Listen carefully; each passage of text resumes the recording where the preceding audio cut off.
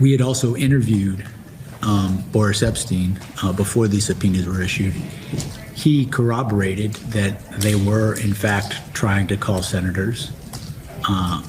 He dissembled and tried to imply that the president hadn't directed him to do it, even though there was a text message saying specifically that they had.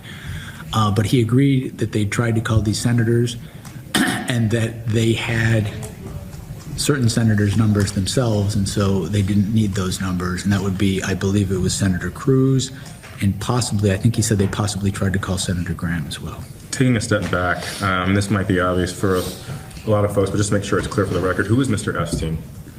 Boris Epshteyn was one of the co-conspirators in this case. And what role did Mr. Epshteyn play in the larger conspiracy, if you can summarize it?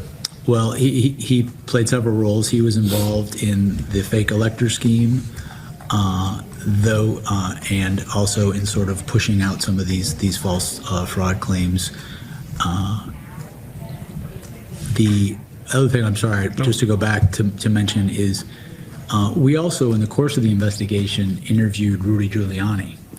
And one of the things that we asked him, if you recall, in the message, I can't remember which senator it was for, but in the message that he left, he said,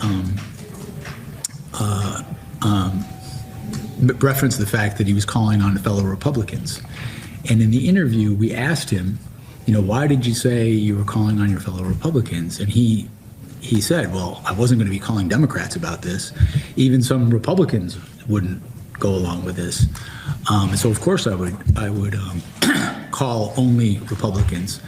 And in fact, that was consistent with our investigation throughout, that the people that President Trump and his co-conspirators reached out to were people who they thought would go along or help them because of party allegiance. And Giuliani in particular would reference that he expected their cooperation because they were Republicans.